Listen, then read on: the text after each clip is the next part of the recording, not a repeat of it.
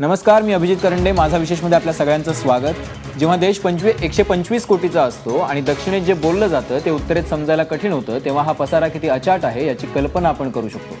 त्यामुळे देशातल्या प्रत्येक कुटुंबावर, माणसावर परिणाम करणारा, त्याच्या आयुष्यात उलथापालथ करणारा निर्णय घेताना काळजीही तितकीच घ्यावी लागते. नोटाबंदीच्या निर्णयानंतरच्या कौतुकाची नवलाई आता आटून गेली आहे आणि त्यानंतर वास्तवाला सामोरं जाताना देशासाठी सैनिक व्हा असं म्हणणं सोपं आहे, पण रोज रांगेत उभं राहणं किती कठीण आहे याचीही जाणीव होते. रांगेत उभे असताना 50हून अधिक जणांचा जीव गेल्याचा आरोपही होतोय. किती जण बोहल्याऐवजी ATMच्या रांगेत उभे आहेत याची कल्पना नाहीये. कुणाचे दौरे रखडलेत, कुणाची बांधकामं रखडलीत, खरेदी ठप्प झाली. अगदी छोट्या मोठ्या व्यवसायापासून म्हणजे शेतकऱ्यांपासून ते कॉर्पोरेट्सपर्यंत प्रत्येक गोष्टीवरती याचा परिणाम झालाय आणि कौतुकाचं रूपांतर आता चिडचिड आणि संतापात व्हायला लागले. त्यामुळेच अंदाज, आवाका, शक्यता, उपाय याची कल्पना नरेंद्र मोदी सरकारनं केलीच नव्हती का? नोटाबंदीनंतरची अंमलबजावणी चुकली का? आणि चुकली असेल तर ती का चुकली हा चर्चेचा विषय आहे. आणि आपल्यासोबत आहेत चर्चेसाठी भाजपचे खासदार किरीट सोमय्या, काँग्रेसचे नेते आणि अर्थतज्ञ भालचंद्र मुणगेकर, लोकसत्ताचे संपादक आणि आर्थिक विषयाचे जाणकार गिरीश कुबेर आणि अर्थक्रांतीचे यमाजी मालकर. सुरुवातीला मुणगेकर सरांकडे. मुणगेकर सर, गेले 15 दिवस जे देशात चालू आहे ते बघता, ज्या रांगात आपण बघतोय, बोहल्यावरची मुलं जी रांगेत दिसत आहेत, शेतकऱ्यांना बी बियाणं खतं मिळत नाहीयेत किंवा अगदी जिल्हा बँकांमध्ये पैसे नाहीयेत, या साध्या साध्या सगळ्या गोष्टी ज्या आहेत या सगळ्या शक्यतांचा विचार न करता हा निर्णय घेतला होता का? आणि आपली अंमलबजावणी कुठेतरी चुकली असं वाटतंय का? या प्रश्नाचं उत्तर सुरुवातीलाच तुम्ही जे प्रस्ताव केलं त्या प्रस्ताविकात काही प्रमाणात दिलेलं आहे. पहिली गोष्ट अशी आहे की सरकारने इतका महत्त्वपूर्ण निर्णय, देशाची संबंध अर्थव्यवस्था, सगळ्या लोकांचं, कुटुंबांचं जीवनाला इफेक्ट करणारा, परिणाम करणारा इतका महत्त्वपूर्ण निर्णय घोषित करताना त्या निर्णयाची अंमलबजावणी करण्यासाठी जी तयारी केली होती त्याची 1% सरकारने केलेली नाही. या महत्त्वपूर्ण निर्णयाची अंमलबजावणी करण्यासाठी सरकार पूर्णपणे अयशस्वी ठरलेलं आहे. एवढ्या मोठ्या निर्णयाची अंमलबजावणी करण्यासाठी जे एक रोडमॅप लागतो, जे एक प्रिपेअर्डनेस लागतो, जे एक ब्लूप्रिंट लागतो, अशा प्रकारची कुठलीही यंत्रणा, कुठलीही उपाययोजना सरकारने तयार केलेली नव्हती. सरकारने हा निर्णय अचानकपणे घोषित केला, हे चांगलं झालं.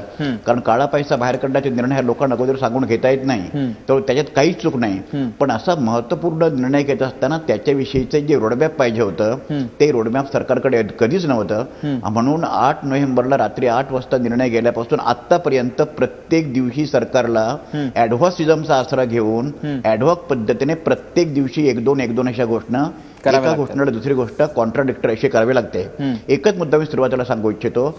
या धोरणाचं 2 उद्देश मुख्य होते. एक, काळा पैसा बाहेर काढणं आणि दुसरं फेक करन्सी जे आहे, दहशतवादी देशांनी किंवा कृती आपल्याकडे करतात ते बाहेर, त्याला आळा घालणं. यापैकी अर्थशास्त्राचा विचार जर केला आणि रुपयाचा उपयोग कशासाठी लोक करतात हे लक्ष आपण जर घेतलं तर फेक करन्सीला आळा घालण्यासाठी आता जितका उपयोग होऊ शकेल तितका उपयोग ब्लॅक करन्सी बाहेर काढण्यासाठी होणार नाही. दुसरी गोष्ट अशी, 2,000 रुपयाची नोट काढून सरकारने फार मोठं ब्लंडर केलेलं आहे. 1 रुपयाची नोट, जेव्हा 1,000ची नोट तुम्ही जेव्हा बाहेर काढता, चलनातून बाहेर काढता करप्शन म्हणून, त्याच्या दुप्पट करप्शनची क्षमता असलेली तुम्ही 2,000 रुपयाची नोट तुम्ही आणता. सरकारने ताबडतोब ती नोट जर छापली असेल अगोदर तर तो स्टॉक संपल्यानंतर ती बंद केली पाहिजे. तिसरा मुद्दा असा आहे, सरकार आता देशामध्ये 60,000 ATM सेंटर्स हा निर्णय घेण्यापूर्वी बंद होती. आता अर्थमंत्र्यांचं असं म्हणणं आहे की 22,000 नवीन ही जी ATM सेंटर्स आहेत किंवा मशीन्स आहेत ह्या कॅलिब्रेट केलेल्या आहेत, पण ती 60,000 ATM मशीन तशीच डिस्फंक्शनल आहेत. त्यावेळी त्याच्याविषयी सरकारने कुठली उपाययोजना केलेली नाही. चौथा मुद्दा असा की देशामध्ये 400 पेक्षा जास्त डिस्ट्रिक्ट सेंट्रल कोऑपरेटिव्ह बँका आहेत. रिझर्व्ह बँकेने शुद्ध वेडेपणा करून, मी मूर्खपणा असं म्हणणार नाही, पण पूर्णपणे वेडेपणा करून ह्या जवळजवळ 400 पेक्षा जास्त ग्रामीण भागातल्या ज्या सहकारी सेंट्रल कोऑपरेटिव्ह बँका ज्या आहेत त्यांना या व्यवहारापासून बंद करून संपूर्ण ग्रामीण व्यवस्था उद्ध्वस्त करून ठेवलेली आहे. पण मुणगेकर सर, मी तुम्हाला थोडंसं थांबवून विचारतो की मुद्दा असा आहे की तुम्ही अर्थतज्ञ आहात, तुम्ही बराच काळ नियोजन आयोगावरती पण काम केले. काय करायला पाहिजे होतं म्हणजे हे सगळं टाळता आलं असतं थोडक्यात? पहिली गोष्ट अशी आहे, 100 रुपयाची नोट करन्सीमध्ये अगोदरच होती. रिझर्व्ह बँकेने सुरुवातीलाच माझ्या माहितीप्रमाणे नोव्हेंबरच्या सुरुवातीला सगळ्या अशी कल्पना दिलेली होती की आपण 100 रुपयाची नोट, 100 रुपयाची नोटीला ज्याला ट्रान्झॅक्शन व्हॅल्यू म्हणतात, पैशाचा उपयोग लोक 3 गोष्टी सरकार, एक डे टू डे दैनंदिन ट्रान्झॅक्शनसाठी, दुसरी गोष्ट प्रिकॉशनरी मोटिव्ह म्हणजे आता जो काळा पैसा लोक जे म्हणतात बँकेत सगळं आलेला आहे, नरेंद्र मोदी म्हणतात तो सगळा काळा पैसा नाही. लोकांनी, साधे लोक सुद्धा आता घरामध्ये थोडेफार पैसे ठेवतात. त्याच्यानंतर तिसरी गोष्ट अशी आहे की ह्या सगळ्या संबंधामध्ये काळा पैसा बाहेर काढण्याचा उद्देश जरी सरकारचा असला तरी कितपत सफल मला माहीत नाही, परंतु 100 रुपयाच्या नोटा मोठ्या प्रमाणात काढायला पाहिजे होत्या आणि त्या बँकांच्याकडे पुरवायला पाहिजे होत्या.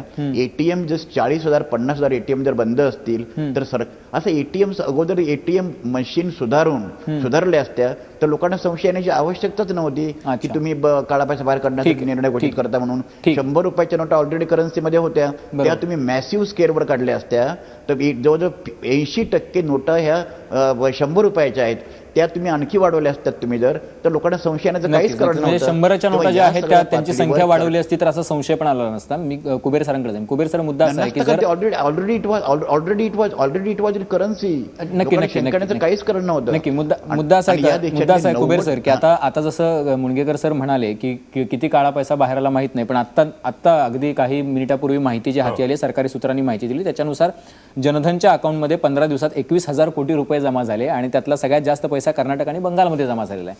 तर काळा पैसा किती बाहेर आला हा मुद्दा म्हणजे वादाचा मुद्दा असू शकतो, पण हा जो पैसा जनधनच्या अकाउंटमध्ये आलाय तो कुठला पैसा आहे? आणि आता असं आहे की काळ्या पैशावरचा जर आपला सर्जिकल स्ट्राईक होता तर तो खरंच यशस्वी झालाय का? आणि लोकांना जे हाल सहन करावे लागतात ते जर सहन करायचे नसतील तर काय करायला हवं होतं? हा जो सगळा काळ्या पैशा संदर्भातला दावा केला जातो तो मुळात हास्यास्पद, केविलवाणा आणि बालबुद्धीवर आधारित आहे. पहिली गोष्ट, काळा पैसा हा आता ज्यांच्या घरामध्ये होता त्यांचं जर काही 1-2% संख्या सोडली त्याच्यापेक्षा त्या पैशाचं काही वेगळं काही होणार नाहीये, तो एक भाग. आणि जनधन म्हणजे काही पवित्र खाती आहेत असं ते मानलं जातंय, तेच मुळात चुकीचं आहे. जनधन खाती काढताना सुद्धा अनेक श्रीमंतांनी सुद्धा खाती काढलेली आहेत. याच्यावरती बँकेच्या प्रमुखांनी अनेकदा दाखवून दिलेलं आहे की जनधनचा हा सगळाच व्यवहार हा पारदर्शी आणि जसा काही पवित्र दाखवला जातो तसा तो नाही. पहिली गोष्ट. आणि मगाशी तुमचा जो मुद्दा होता की या सरकारच्या याच्यामध्ये काही चूक झालेली आहे का, अक्षम्य चूक झालेली आहे. म्हणजे जे कोणी सल्ला दिल्याचा दावा करत असतील त्यांच्या एकंदरच सगळ्या व्यवस्थेची आणि बुद्धीची पण कीव करायला हवी. 86% नोटा जर तुम्ही चलनात काढत असाल तर त्याच्या जागी तुम्हाला 14%वरती 1,200 कोटी नागरिकांनी चालवावं असं वाटत असेल तर जी पर्यायी व्यवस्था नसणं याच्या इतका बेजबाबदारपणा दुसरा कुठलाही असू शकत नाही. काल या घटनेला 15 दिवस पूर्ण झाले. काल संध्याकाळी रिझर्व्ह बँकेने जी काही आकडेवारी जाहीर केलेली आहे त्यानुसार या निर्णयानंतर कालपर्यंत 1,36 लाख कोटी रुपयांच्या नोटा बाजारामध्ये आणलेल्या आहेत. प्रत्यक्ष नोटांची गरज ही 11 ते 12 लाख कोटी नोटांची गरज असताना 15 दिवसामध्ये रिझर्व्ह बँक फक्त 1,36,000 कोटीच्या नोटा बाहेर आणू शकलेली आहे. याचा अर्थ 10% नोटा सुद्धा त्यांना बदलता आलेल्या नाहीयेत. याच्यावरनं या बेजबाबदारपणाची कल्पना यावी. त्यामुळे हा पूर्णपणे हा आत्मघातकी अशा स्वरूपाचा निर्णय आहे. सरकारला आता सोडाच जो काही फटका बसायचा तो बसेल. लोकांना अजून तेवढे कळण्याची अक्कल नाहीये, कारण काहीतरी फार मोठी क्रांती झाली याच्यामुळे असं लोकांना वाटतंय. पण एकंदर अर्थव्यवस्थेला याच्यामुळे जो काही फटका बसणार आहे तो अत्यंत अक्षम्य अशा स्वरूपाचा आहे. म्हणजे कुबेर सर, मला खरं तर जाणून घ्यायला आवडेल की याचे परिणाम काय असतील, म्हणजे लोकांना पण समजेल त्याच्यामुळे. कदाचित तुम्ही बोलताय खूप स्पष्टपणे बोलताय, काय परिणाम होऊ शकतात याच्यामुळे? पहिला परिणाम, एकंदर अर्थव्यवस्थेची गतीच मुळात 2 ते 2.5% आसपास कमी होऊ शकेल. इतका मोठा याचा फटका असेल. याचं कारण तुम्ही ग्रामीण व्यवस्थेतनं पैसाच काढून घेताय. अजूनही आपल्या व्यवस्थेमध्ये आता हे सगळं रांगा कमी झाल्यात वगैरे सगळे दावे केले जात आहेत. हे खरं म्हणजे आपण बातमीदार पाठवून तपासून घ्यायला हवेत. शहरामध्ये किंवा खासगी बँकांना मोठ्या प्रमाणात पहिल्यांदा रिझर्व्ह बँकेने चलन दिलेलं आहे की जो आरडाओरडा करणारा वर्ग आहे त्याला निदान शांत करावं. ग्रामीण व्यवस्था पूर्णपणे ठप्प होऊ शकेल. सहकारी बँका बुडू शकतील. इतक्या प्रमाणावर याच्यामध्ये गंभीर परिस्थिती निर्माण होऊ शकते.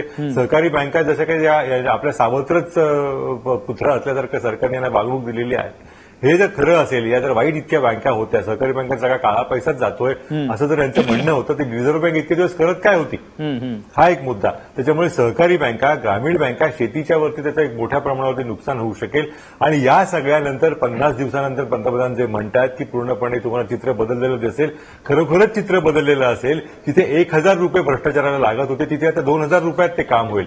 एखादी व्यक्ती भ्रष्ट नोटांची संख्या जर पूर्णपणे कमी पद्धतीने 1,000 रुपयांपर्यंत घेऊन जात असेल, हा दुप्पट काळा पैसा प्रमाणात मोठ्या प्रमाणावरती येईल. याच्यामुळे याचे जे होणारे परिणाम आहेत ते खरंच दिसतात. त्याच्यापेक्षा अत्यंत गंभीर अशा स्वरूपाचे आहेत. हा सगळा विचार, हा राष्ट्रवाद भावना आणि हे सगळं उन्माद बाजूला करून करायला हवा, पण तो करण्याची कुवत अजूनही आपल्या समाजामध्ये नाही असं म्हणायला हवं. नक्की. म्हणजे अतिशय गंभीर परिणाम होणार आहे, कारण आपला विकास दर जो आहे तो 2 ते 2.5% जर कमी होणार असेल तर तो अतिशय गंभीर परिणाम आहे, ज्याचा परिणाम आपल्या शेतीपासून ते आपल्या नोकऱ्यांपर्यंत, बेरोजगारीपर्यंत सगळ्यावरती जाणवणार आहे. आपल्यासोबत यमाजी मालकर आहेत अर्थक्रांतीचे. यमाजी मालकरजी, मुद्दा असा आहे की म्हणजे अनिल बोकीलांनी आणि तुम्ही सगळ्या टीमनं जी सजेशन्स दिली होती त्यातली एक दोन सजेशन्स घेतली आणि बाकीची सजेशन्स जी आहेत ती ज्या सूचना होत्या किंवा जो प्रस्ताव होता तो बाजूला सारला गेला. आजच बोकील सरांनी म्हटलेलं आहे की ही सगळी परिस्थिती इतकी अभूतपूर्व परिस्थिती निर्माण होईल याची कल्पना केलेली नव्हती. खरं तर काय केलं असतं तर हे जे आत्ताचं चित्र आहे ते आत्ता असं दिसलं नसतं, जरा बरं चित्र दिसू शकलं असतं. हा अभिजित, एक म्हणजे अर्थक्रांतीचा प्रस्ताव जो आहे त्याचे 5 मुद्दे आहेत आणि त्या मुद्द्यातला हा तिसरा मुद्दा आहे. अर्थक्रांती सातत्याने असं म्हणतंय की 5 मुद्दे एकाच वेळी करावे लागतील. त्यामुळे हे जे डिनॉमिनेशन झालेलं आहे ते वेगळ्या पद्धतीने सरकारने केलेलं आहे. सरकारची काही वेगळी माहिती सरकारकडे असू शकते, सरकारच्या काही इतर अडचणी असू शकतात, कदाचित अचानक करावं अशी काही परिस्थिती उद्भवलेली असावी म्हणून सरकारने ते केलेलं असतं. पण सरकारविषयी मी बोलणार नाही, कारण सरकारकडे जी माहिती असते ती आपल्यापेक्षा कितीतरी अधिक असते. ज्या पद्धतीने आता सरकारी व्यवस्थेविषयी आणि आपल्या देशाविषयी बोललं जाते ते दुर्दैवी आहे. माझा विश्वास आहे, माझ्या सरकारवर विश्वास आहे, माझ्या देशावर विश्वास आहे. मी इतकं वाईट माझ्या देशाविषयी आणि सरकारविषयी अजिबात बोलणार नाही. याचं कारण असं आहे की सरकारला तोंड द्यावं लागतं लोकांना, बाकीच्यांना ते तोंड द्यावं लागत नाही. त्यांना आपलं त्यांच्या हातामध्ये काहीतरी आहे, त्या पद्धतीने ते बोलतात, त्या पद्धतीने ते लिहितात, त्याच्याविषयी मी काही बोलणार नाही. अर्थक्रांतीचा प्रस्ताव हा 5 मुद्द्यांचा आहे, तो एकाच वेळी त्या पद्धतीने करावा लागेल. त्याचा 2 वर्षाचा प्लॅन तयार आहे, तो त्याच पद्धतीने त्याची अंमलबजावणी करावी लागेल. मग असं का झालं यमाजी मालकर सर की पहिल्यांदा 3 दिवस तुम्ही स्वागत करत राहिलात, मोदी हे थंड रक्ताचे सर्जन आहेत वगैरे अशी वक्तव्य तुमच्या टीम मधून झाली आणि मग आता तुम्ही म्हणताय की हे जे होते ते 5 मुद्दे एकाच वेळेला करायला पाहिजे होते. तुम्ही हे पहिल्यांदाच खरं तर स्पष्ट करायला हवं. हे आम्ही त्याच्यावर ठाम आहोत. हे ऑपरेशन ओव्हरड्यू म्हणजे हे फार पूर्वी करायला पाहिजे होतं. हे उशिरा केलेलं ऑपरेशन आहे. मुनगेकर या ठिकाणी आहेत. मुनगेकरांनी अर्थतज्ञ म्हणून सांगावं की 500 आणि 1000 रुपयाच्या नोटा जर 86% पोहोचल्या असल्या तर कुठल्या अर्थशास्त्रामध्ये हे बसतं हे त्यांनी जरूर सांगावं. जर यमाजी मालकर सर मला अजून एक प्रश्न विचारायचा आहे तुम्हाला. अभिजित, शेवटचं मी बोलतो आहे, चर्चेचा मुद्दाच नाही आहे. अर्थक्रांती प्रस्ताव हा 5 मुद्द्यांचा आहे. आम्ही जो सल्ला दिलेला आहे सरकारला, आम्ही जी मागणी केलेली आहे, आम्ही जी विनंती केलेली आहे सरकारला की त्या दिशेने आपण गेलं पाहिजे, त्या दिशेने गेलं नाही तर पूर्वी जेवढ्या माणसांचे मृत्यू झाले तितक्या शेतकऱ्यांचे मृत्यू झाले आणि हे केलं नाही तर नंतर जेवढे मृत्यू होणार आहेत ते टाळण्यासाठी याची गरज, असं माझं मत आहे. ठीक आहे. माझा एक छोटा प्रश्न आहे मालकर सर, माझा एक छोटा प्रश्न आहे तो असा आहे की खरंच मग जी उशिरानं जी शस्त्रक्रिया केली मोदींनी, अतिशय उशिरानं केली, आपण ती आधीच होणं गरजेचं होतं तुम्ही म्हणालात, मग ती चुकीच्या पद्धतीनं झाली असं म्हणता येईल का आपल्याला?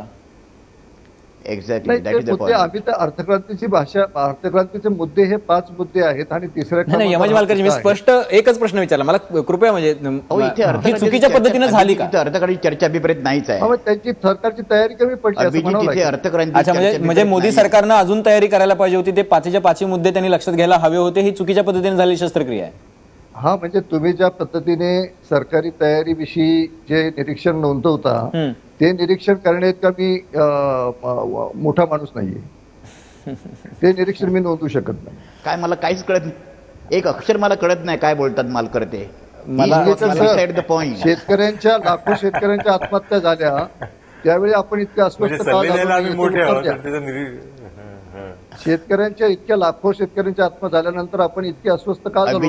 हा मुद्दा आहे का चर्चा? मुद्दा असा आहे, मी मुनगेकर सर तुमच्याकडे येतो. मुद्दा असा आहे, मी मुद्दाम मालकर सरांना विचारलं होतं, मी येतो तुमच्याकडे मुनगेकर सर.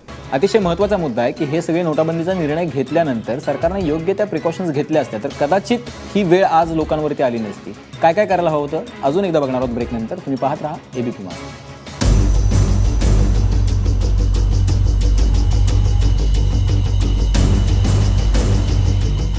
नोटाबंदीच्या निर्णयानंतर अंमलबजावणी करायची होती, ती अंमलबजावणी करताना काही अक्षम्य चुका झाल्या का यावर आपली चर्चा चालू आहे.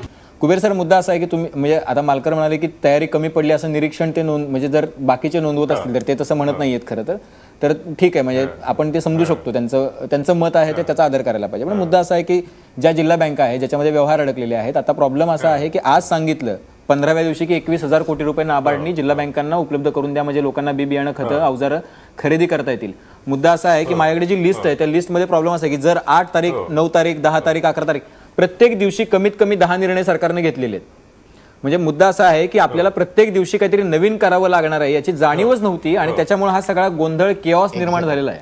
अगदी बरोबर आहे. असा निर्णय घेण्यासाठीची एक व्यापक नजर असावी लागते, व्यापक परिणामांची जाणीव असावी लागते. देश चालवताना ती याच्यामध्ये अजिबातच नाही. ज्याला काहीतरी सल्ला दिल्यासारखं वाटतं ना, आता एकदम ते गाळटल्यासारखं झालेलं आहे. त्यांना मुळात हा मुद्दा लक्षात आलेला नाहीये की 86% जर नोटा असतील त्या काढल्या गेल्यानंतर काय होऊ शकेल. त्याच्यासाठी एक साधा उपाय असू शकला असता. जे सल्ला देण्याची भूमिका बजावतात त्यांना कळायला हवं होतं की 500ची जर एक नोट काढली गेली जाणार असेल तर 100च्या 5 निदान तरी आपण करून ठेवायला हव्यात, असं तरी या रिझर्व्ह बँकेला वाटायला हवं होतं. तेही वाटू शकत नाही. तुम्ही नोटांचा आकार बदलता, एटीएम मधनं पैसे काढायची सोय नाही. हा कुठला शहाणपणा आहे हा? याच्यासाठी काय फार मोठी अर्थतज्ञ आणि काही हा मुद्दाच नाहीये. हा किंवा साधा व्यवहार आहे. सरकारी पातळीवरती शासन म्हणून जी काही गोष्ट करावी लागते, एक अर्थकारण सांभाळायला लागतं. तुम्ही जगाचा इतिहास काढून बघा, कुठल्याही मोठ्या लोकशाही देशानं गेल्या 50 वर्षामध्ये असा आचरट निर्णय घेतलेला नाही. लिबियाचं एक उदाहरण तुम्हाला सापडेल आणि आणखी तसा कुठला तरी एक छोटा मोठा देश जिथे सापडेल की जिथे आकारच अर्थव्यवस्थेचा लहान आहे किंवा कारणं सुद्धा प्रचंड आहे. झिम्बाब्वे आणि लिबिया 2 देशांनी हा असला उपद्रव केलेला आहे. बाकी कुठलाही शाणा देश अशा मार्गाने काळा पैसा काढण्याचा प्रयत्न करत नाही. काळा पैसा अशा मार्गाने निघत नाही. हे पहिलं मुळात आपल्या लक्षात यायला हवं. ठीक आहे. मुद्दाचे किरीट सोमय आपल्यासोबत येत आहेत काही सेकंदानंतर. तोपर्यंत भालचंद्र मुणगेकर सर. ना आता मला एक सांगा की झिम्बाब्वे आणि लिबिया ह्या देशांनी जो निर्णय घेतला तो त्या निर्णयातून निष्पन्न काय झालं नाही त्यांनी सांगितलं. आता प्रश्न असा आहे की अमेरिकेमध्ये डॉलर म्हणा किंवा युरो बँकेने युरो म्हणा किंवा इंग्लंडने पाऊंड म्हणा असं हिस्ट्रीमध्ये कधीतरी त्यांनी डिमॉनिस त्यांनी केलेलं आहे. दुसरा मुद्दा आता इथे मगाशी मालकड जे बोलत होते, मी कधी असं गंभीर चर्चेमध्ये बोलत नाही कधी, परंतु मला एक मला नम्रपणे सांगायला पाहिजे, ते जे काय अर्थक्रांतीवर जे बोलतात त्या अर्थक्रांतीच्या मॉडेल त्यांनी डेव्हलप केल्याबद्दल त्यांना नोबेल प्राइज आपण नंतर देऊ. परंतु आता काय चर्चा करत होते इथे स्पष्ट एकमेव मुद्दा आहे. इतका महत्वाचा निर्णय घेतल्यानंतर स्पष्टपणे तुम्ही सांगा मालकर, तुम्ही एक मिनिट प्लीज, एक मिनिट, तुम्ही इतकं स्पष्टपणे सांगा इथे भावनाचा मुद्दा देशाची आहे. Please you are speaking irrelevant things, please listen. माझा मुद्दा असा आहे की तुम्ही इथे चर्चा रक्तक्रांतीची नाही, इथे अर्थक्रांती, इथे चर्चा आहे सरकारने एवढा निर्णय घेताना लोकांना त्रास होऊ नये म्हणून त्याचं योग्य प्रिपरेशन केलं होतं का, याचं स्पष्ट उत्तर तुम्ही द्यायचं पाहिजे. तुम्ही असं सांगता का पण की देशभक्ती का तुमची मक्तेदारी नाही आहे. सरकारने अक्षम्य चूक केलेली आहे.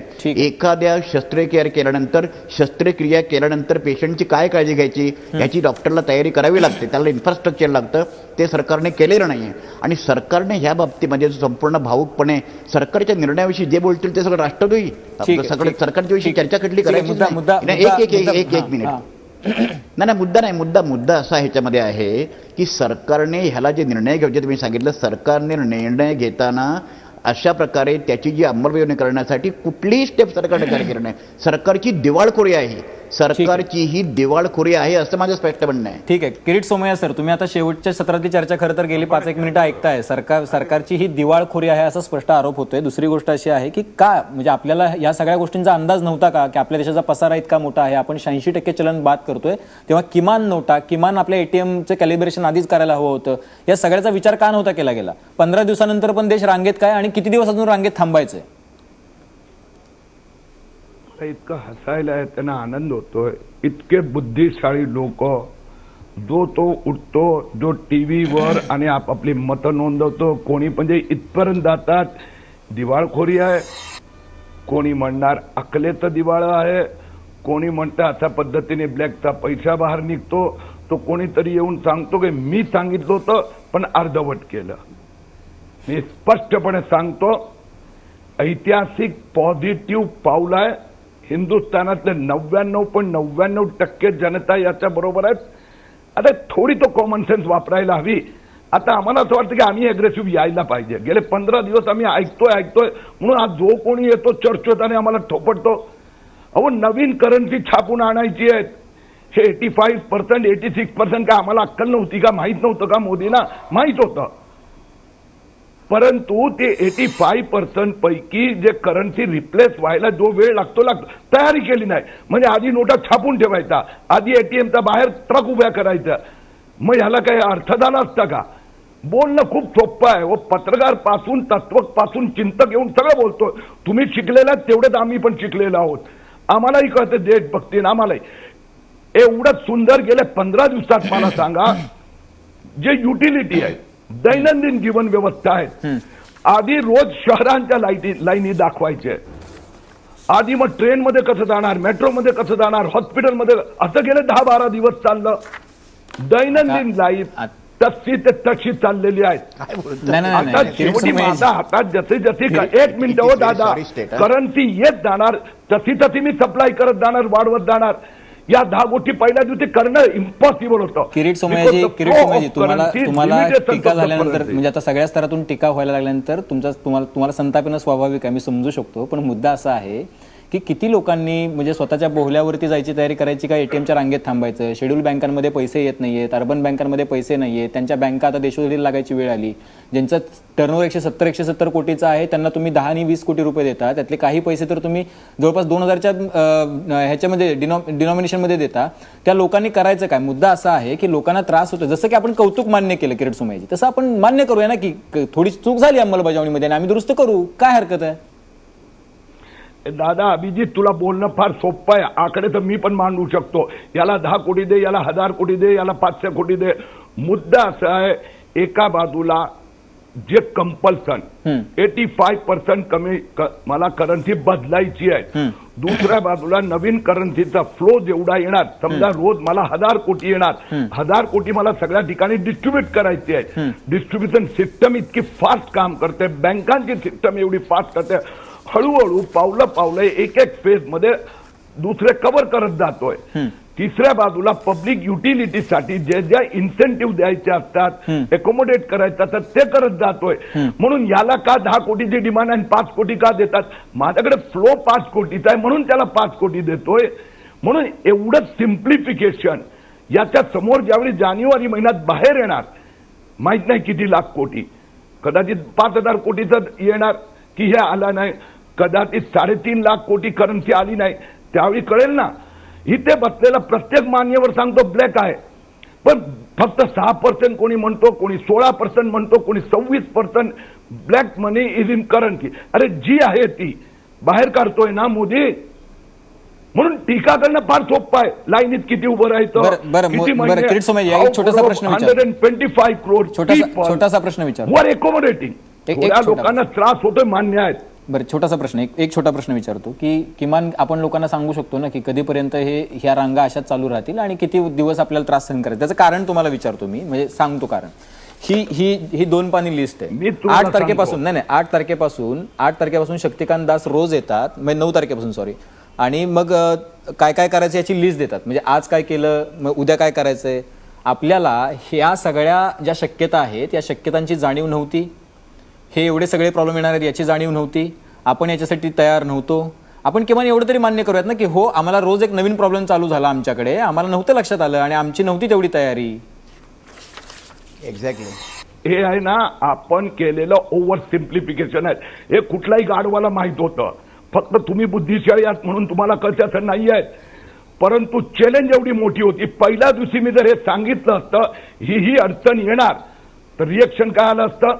म्हणून स्टेप बाय स्टेप या प्रॉब्लेमला स्टेप बाय स्टेप सोडवावं लागतं आणि ते आम्ही सोडवतोय आणि सुटतोय. मला सांगा, गेले 15 दिवस अर्बन एरियामध्ये, आज मुंबई, पुणे, अहमदाबाद मोठ्या महानगरात प्रॉब्लेम इज आउट झाला. People have adjusted, accommodated. मोदी एडजस्टेड देमसेल्फ खाण्यापिण्यासाठी, प्रवासासाठी, दैनंदिन याच्यासाठी. Everything is going on smoothly. आता मला एडिशनल एक्सपेंडिचर कर्टेल करावं लागला, पोस्टपोन करावं लागला, तर इट इज बीन पोस्टपोन. जसं कोणीतरी आपल्या चॅनलवर, आपल्या म्हणजे आपल्यासारखा एक महाबुद्धिशाळी आला म्हणून किराणाच्या दुकानाची खपत कमी झाली. म्हणून किरीट सोमय्या किंवा जो बोलणारा माणूस आहे त्याने 4 दिवस उपोषण नाही केलेलं आहे. त्याच्याकडे जे रेशन आहे त्यातनं तो खातोय. पुढच्या महिन्याची खरेदी कदाचित पुढच्या महिन्यात करावी लागणार. ठीक आहे, मुद्दा लक्षात. म्हणून it is a postpone of Mungekar sir, Kirit Somaiya म्हणतात की काही चूक नाहीये, सगळं चाललंय ते बरोबर चाललं, अशाच पद्धतीनं व्हायला हवं होतं, त्रास असाच व्हायला हवा होता. नाही, सांगतो मी मला 2 नमूद करायचे जाण्यापूर्वी 2 गोष्टी मला नमूद करायच्या आहेत. एक तर असं आहे की तृणमूल काँग्रेस आणि आम आदमी पार्टी हे 2 राजकीय पक्ष सोडले तर हे संपूर्ण धोरण डिमॉनिटायझेशन रोलबॅक करा असं कोणताही राजकीय पक्ष बनत नाही. दुसरा मुद्दा, भारतीय जनता पक्ष आणि नरेंद्र मोदी हे फक्त राष्ट्रवादी आणि या धोरणाच्या विषयी शंका उपस्थित करणारे हे राष्ट्रद्रोही हे पूर्णपणे हास्यास्पद आहे. तिसरा प्रश्न असा याच्यामध्ये आहे की मगाशी कुबेरानं जो मुद्दा मांडला होता ते म्हणलं की 2-2.5% देशाचा रेट ऑफ ग्रोथ कमी होईल. आता आपण चर्चा करतो आहोत ती शॉर्ट टर्म लोकांचे त्रास, हे त्रास अवॉइड करता आला असता, हा टाळता आला असता. सरकारच्या दिवाळखोरीबरोबर लोकांना तो त्रास भोगावा लागतोय आणि तरी लोक अजूनही शांततेत उभे राहत आहेत. ते राहतील असं मला माहीत नाही. पण शेवटचा मुद्दा मी तुम्हाला सांगू इच्छितो, ह्याची लॉंग टर्म इफेक्ट जे अभिजित आहेत ना ते फार धोकादायक आहेत. पैशाचा दोन उपयोग करतात लोक, एक ट्रान्झॅक्शन मोटिव्ह म्हणजे दैनंदिन व्यवहारासाठी आणि दुसरी इन्व्हेस्टमेंट डिमांड, लोक गुंतवणूक करण्यासाठी. परंतु लोक जेवढा दैनंदिन याच्यावर खर्च करतात that is demand for transaction demand, त्याचा परिणाम इन्व्हेस्टमेंटवर होतो. आता मुळामध्ये लोकांची ट्रान्झॅक्शन डिमांड कमी झालेली असल्यामुळे, लोकांची मागणीच कमी झालेली असल्यामुळे त्याचा परिणाम म्हणून इकॉनॉमीमध्ये गुंतवणूक कमी होईल. गुंतवणूक कमी झाल्यानंतर त्याचा रोजगार निर्मितीवर परिणाम होईल. आत्ताच माझ्या माहितीप्रमाणे बीप इंडस्ट्रीमधून लोकांकडे पैसे नसल्यामुळे जवळजवळ 22,000 लोक बीप इंडस्ट्रीमधून हे आत्ताच लोकांनी रिट्रेंचमेंट केलेले आहे. 90% रोजगार भारतामध्ये अनऑर्गनाइज सेक्टरमध्ये होतो. त्याच्यापैकी कमीत कमी 40% रोजगाराच्यामध्ये कॅशचा उपयोग केला जातो. त्यांच्यावर परिणाम होतो आहे. लोकांकडे शेतीचं बियाणे घेण्याचे लोकांकडे पैसे नाहीत. डिस्ट्रिक्ट रिझर्व्ह बँकेने अत्यंत चुकीचा निर्णय घेऊन हा निर्णय रिझर्व्ह बँकेने त्वरित लोकांनी त्यांनी पिटिशन सादर केलं आहे कोर्टाकडे. ही सगळी गुंतागुंत सरकारला टाळता आली असती. ते मगाशी ज्या अभिनवेशन बोलत आहेत मी तुम्हाला प्रामाणिकपणे सांगू इच्छितो, इथे आम्ही जे पॅनलिस्ट आहोत त्यात ते तुमचे अर्थक्रांती सोडा, त्यांच्या डिफरंट थेरी आहे इकॉनॉमिकमध्ये, त्यांच्याविषयी केव्हा तरी बोलू.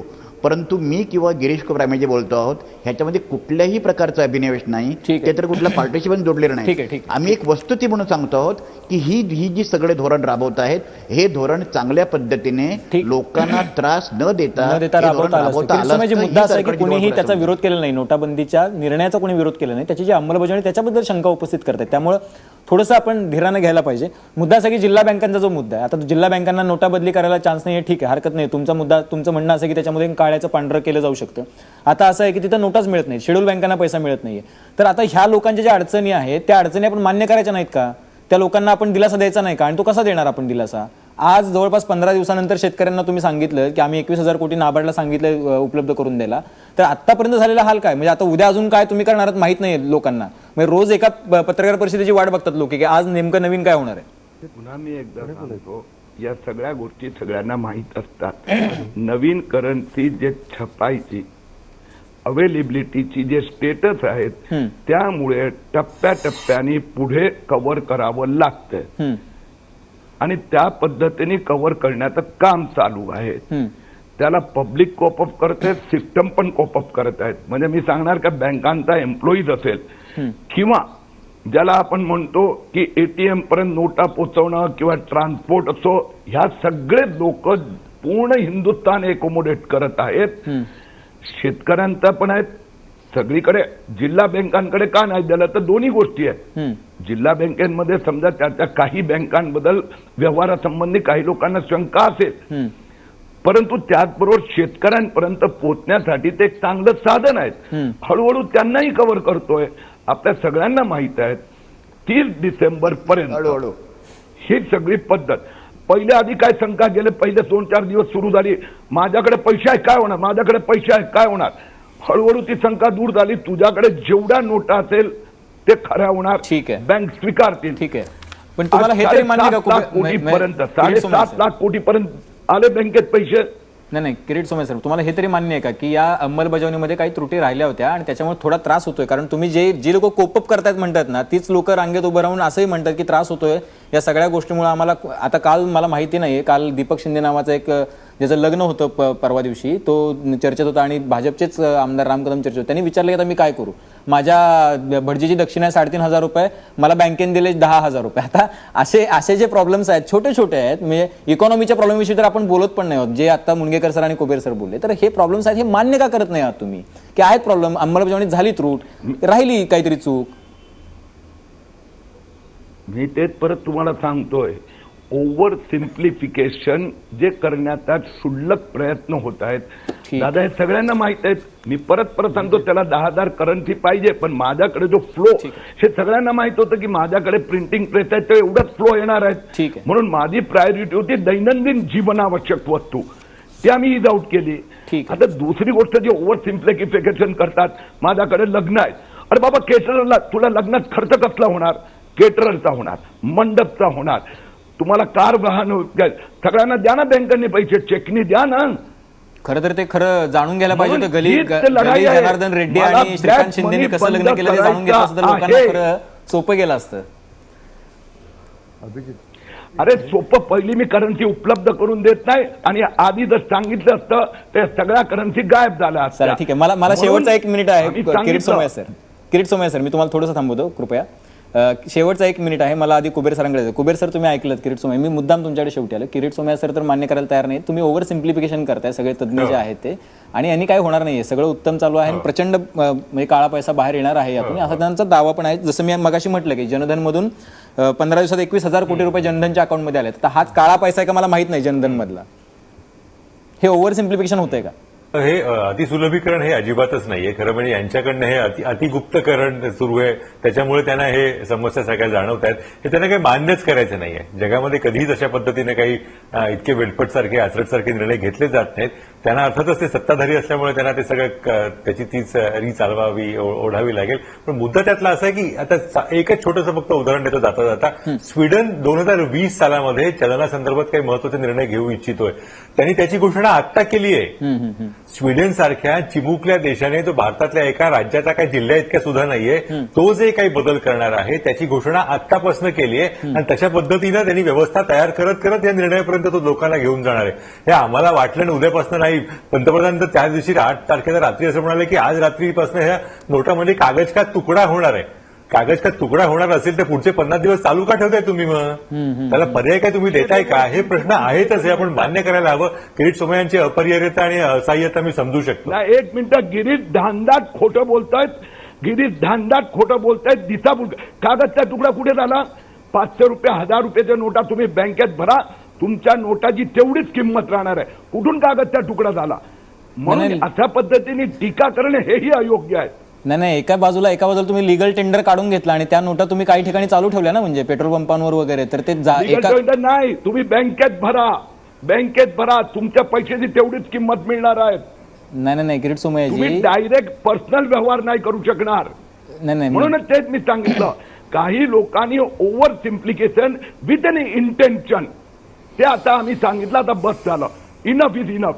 कागदचा तुकडा कसा झाला? गिरीश कुबेरचा घेतात, जी 500 हजाराची नोट जेवढा असेल, गिरीश कुबेर किंवा किरीट सोमय्या बँकेत भरा, तेवढीच किंमत मिळणार आहे. पैसा असेल त्याचा तुम्हाला जबाब द्यावा लागणार. मी तुम्हाला सांगतो कुबेर सर ते काय म्हणाले. कुबेर सर त्यांचं म्हणणं असं की मी तुम्हाला सांगतो थोडक्यात, कागज का तुकडा कसा झाला, तर ते पैसे जर तुम्ही बँकेत भरले तर ते त्याच्या बदल्यात तुम्हाला नोटा मिळणार आहे. तर तुम्ही हे दादांत खोटं बोलता असं त्यांचं म्हणणं आहे. आता किरीट सोमय्यांना खोटं बोलणं म्हणजे काय, खरं म्हणजे मी सांगायची गरज नाही. तो त्यांचा वेगळा विशेषाधिकार असू शकतो. पण कागज का तुकडा असेल तर तो पेट्रोल पंपावरती चालणार आहे. सोनं घ्यायला काही दिवस चालला, वैद्यकीय गोष्टींसाठी काय चालला, तो रूपांतर करून घ्यायची सोय, टोल माफी करून टाकली, या सगळ्या आणखी सवलती दिल्या, विमानतळावरती त्यांनी पार्किंगचे फी काढून टाकली. याचा सगळ्याचा कधीतरी नुकसान किती झालं याचा कधीतरी विचार करणार आहेत की नाही?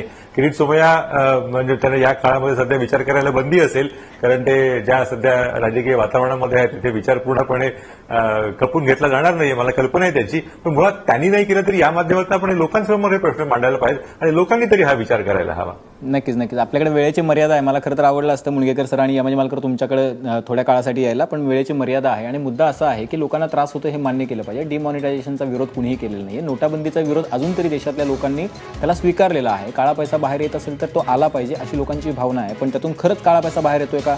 प्रश्नचिन्ह आहे. लोकांना त्रास होतोय ही वस्तुस्थिती आहे आणि सरकारची तयारी नव्हती हे दिसतं आहे. त्याच्यामुळं यानंतर तरी सरकारनं प्रांजळपणे काही विषयांची जर कबुली दिली हरकत नसावी. जनता मोठ्या मनाची असते, जनता माफ करायला तयार असते. त्यामुळे आपल्या सगळ्या मान्यवरांनी या चर्चेसाठी वेळ दिला त्याबद्दल तुम्हाला सर्वांचे धन्यवाद. पाहत रहा एबीपी माझा.